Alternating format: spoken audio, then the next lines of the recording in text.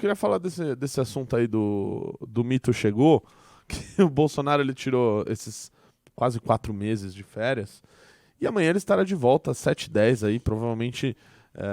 Qual que é a sua expectativa, Ian, para essa volta do mito aí amanhã? Do modo como eu estou lendo a volta do Bolsonaro para o Brasil, eu suponho que isso seja uma forma de se defender dos frequentes ataques que têm ocorrido. Veja, as investigações sobre as joias roubadas, que foram parar na casa do motorista de Fórmula 1, ex-campeão de Fórmula 1, Nelson Piquet, de Brasília, estão se tornando cada vez maiores.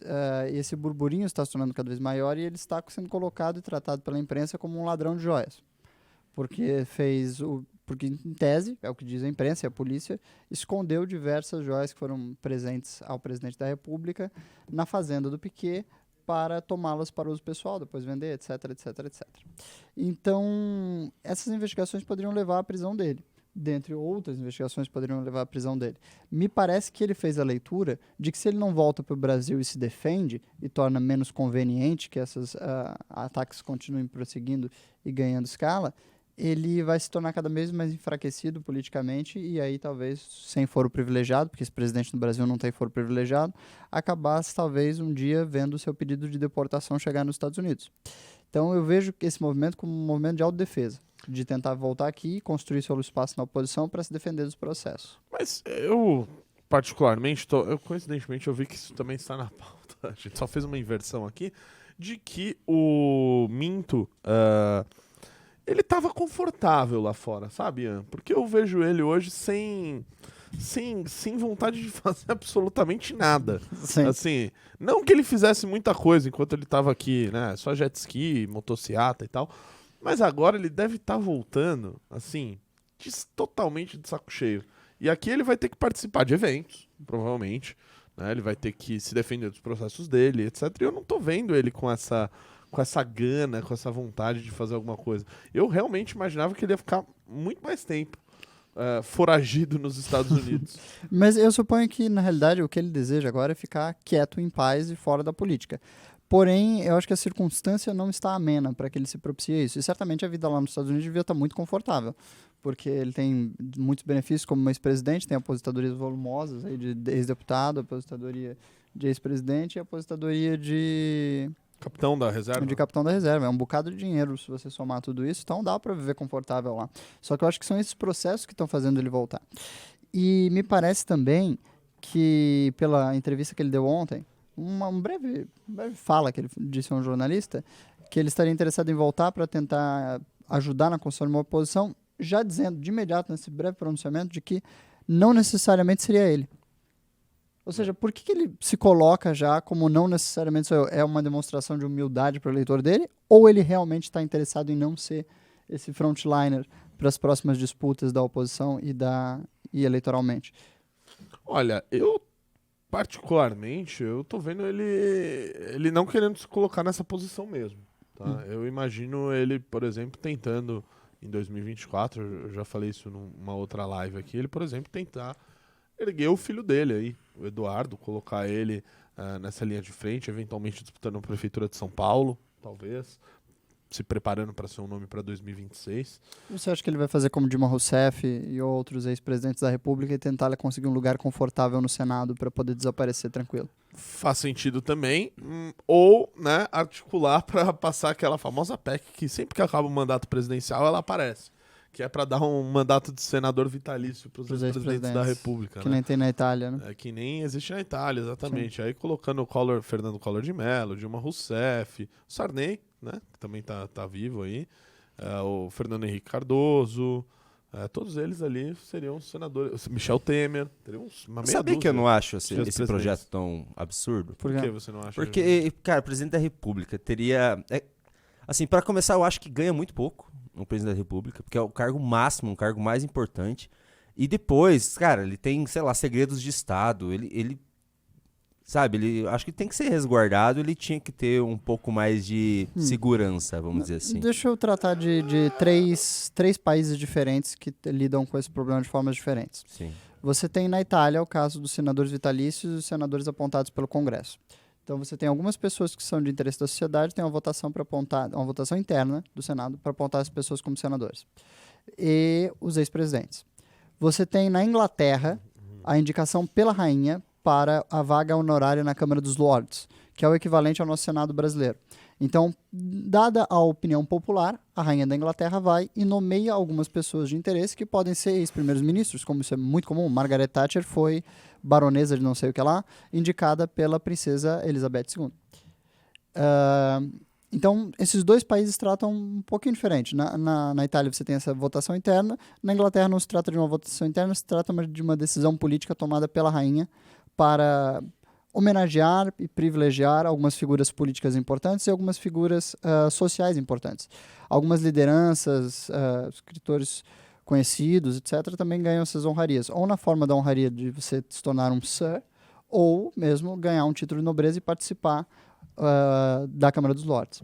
Já os Estados Unidos têm um outro protocolo muito diferente. Lá, depois que o sujeito sai à presidência, ele não pode concorrer a mais nada que não seja a presidência. Ele fica com seus direitos políticos limitados. E, por consequente, acontecem duas coisas. Quando o sujeito sai da política na presidência dos Estados Unidos, ele normalmente ou vai abrir uma fundação e cuidar do resto da sua vida em trabalhos filantrópicos e ainda com um certo peso dentro do partido, é claro, ou assumindo alguma posição importante dentro da própria estrutura partidária, republicanos ou democratas, ou ele vai trabalhar como lobista para as grandes companhias do mundo, tipo ExxonMobil, mercado de petróleo, mercado de armas, mercado de outras coisas. E são essas duas destinações que tendem a acontecer. O lobby nos Estados Unidos é um problema assim, muito grande, porque ele está muito entremeado na política americana de modos não saudáveis. Já na Inglaterra e na Itália, você tem essa segunda forma de manter o sujeito dentro da estrutura legislativa. Eu não sei o que é melhor para o Brasil. Eu acredito que o nosso sistema, assim, sem uma saída, que é o melhor. Eu acho que, assim, se o presidente da República ele perde o mandato eleitoralmente, ele poder voltar a concorrer para qualquer coisa, eu acho que é saudável. Porque se o sujeito quiser sair a prefeito da cidade dele, ele é um político experiente que pode trazer essa experiência para algum outro cargo. E, ao mesmo tempo, eu não vejo a necessidade do Estado de manter o sujeito na máquina legislativa, ainda que entenda que é muito importante figuras com experiências que foram ex-presidentes da República. No caso, também tem os benefícios dados aos ex-presidentes, no caso da aposentadoria. Né? Então, eles recebem um bom salário, né? Um salário bastante razoável, e ainda possuem uma equipe de assessoria. Sim, uma assessoria permanente, vitalícia. Assessoria permanente, que aí você pode ter seguranças, motoristas, etc. Isso tem carros, carro e motorista também para ex-presidentes da República, porque geralmente cumprem outras agendas, não só no Brasil, mas também fora, né? Eu acho que a parte das seguranças é muito válida. De fato, Sim, o Brasil não pode se submeter a ter ex-presidentes assassinados, ou Sim, etc. sim. Então essa parte realmente é válida porque um ex-presidente da República é ser uma figura exposta. O resto talvez seja um pouco a mais. Eu queria a opinião do chat. Vocês acham que a gente devia tratar ex-presidentes como é na Itália, na Inglaterra, como é nos Estados Unidos, ou como é no Brasil mesmo, e deixar como está? Por favor, comentem aí, depois a gente vê. Da minha opinião, que eles falam que Eu acho que o modelo Lula ganhe brasileiro, mais. acho que o modelo brasileiro é o melhor. Mas tem um ponto que vocês não entraram. Qual ponto, Junito, Eu da galera? eu vou jogar braba aqui, um ponto que vocês não entraram. Há alguns dias, algumas semanas, uma volta de Bolsonaro era impensável, porque se ele pisasse no Brasil, o clima era para ele ser preso. E os constantes erros do governo Lula, escândalos e erros, tornaram a volta do Bolsonaro possível. Não, eu não acho. Eu Você acha acho que que não? vocês estão muito enganados. Eu acho que você falou bobagem. Eu acho que existe um consenso já do Judiciário, em particular do STF, de que simplesmente não é interessante agora prender o Bolsonaro. Mesmo que exista processo em trâmite, mesmo que exista, digamos assim, a vontade do Judiciário e processos suficientes para prendê-lo. Eu acredito que prendê-lo agora seria motivar a oposição bolsonarista, formar um mártir, seria colocar o PT numa saia muito justa e desnecessária. Então, ele não tá me parece existir quietinho. nenhuma vontade política para prendê-lo nesse momento. Eu acho que não vão prendê-lo por conveniência, até que a figura dele já não espraie uma sombra tão grande sobre o bolsonarismo. E ele tá quietinho também.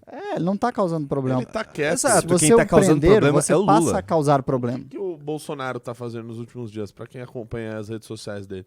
Ele tá postando uma ou outra coisa dele lá nos Estados Unidos, pra mostrar que ele é humilde. Agora que ele tem de responder essas acusações, que a gente também vai falar aqui de, basicamente, receber presentes de valores muito altos, né, de outros governos, de outras pessoas, e colocar isso no bolso, ao invés de deixar isso no acervo da União. Sim. Então ele fica postando essas coisas, falando de alguns feitos do governo, sem mais grandes declarações. A realidade é que o Bolsonaro também tá com medão dele ser preso. Sim. Ele tá vendo ali... Olha o Daniel Silveira. O Daniel Silveira tá dividindo cela com o senhor Gabriel Monteiro. Pois é, vejam onde chegamos. Senhor Cara, Jair Bolsonaro, você quer vir aqui na cela comigo? Agora, você viu os presentes que estavam na casa do Piquet, do nosso Piquet, do corredor de Fórmula 1? Eu fiquei sabendo disso aí, Ian Garcês. Dentre os presentes havia um relógio da Rolex, se não me engano, e havia um conjunto de joias da Chopard, que é uma empresa francesa, suíça/francesa. Do qual ficava uma caneta, joias femininas, aí tinha também um relógio da Chopard. Obrigado por ter assistido esse incrível corte no canal Cortes do MBL. Já aproveita, se inscreve aqui no canal e divulga pros seus amigos. E se lembre, todo dia nós vamos ter mais cortes vindo de onde? Do nosso canal de lives. Nós temos uma live à tarde no canal vermelho e uma live à noite, que é o famoso MBL News. Se inscreve lá também e assista. Dê força para quem traz verdade e inteligência numa política tão rasa hoje em dia.